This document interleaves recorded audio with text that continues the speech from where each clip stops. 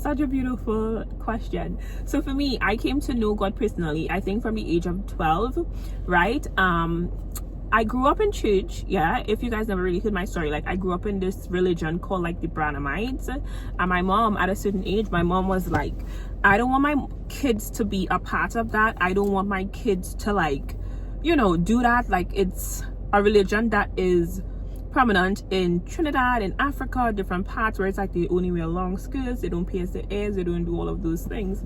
So my mom started to take us to regular church, open Bible church, right? I grew up in a Nigerian church. When we stopped going to that church, I went to a Nigerian church up until I was like 24, 25, and I moved away, right? So we would go, like, I was always hooked on going to church, I think because of the community. So I would always go to youths.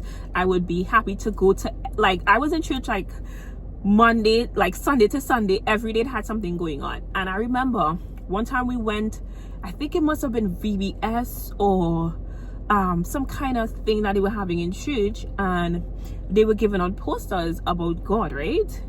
And I took some posters and I took it home and I put it on the walls in my room, and most of the posters was just about God. And one of them on the poster, it had that God is your father, or something about God being your father. And in that moment, specifically in my room by myself, sticking up those posters, is where I felt like I encountered God for the first time. And that is where the relationship with me and God started, where I understand that he was my father. Because even though I had an earthly father, I don't know, at that moment in my little brain, I said that, you know what, God is my father.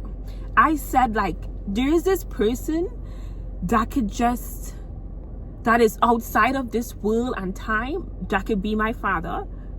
And I was like, whoa, God is my father.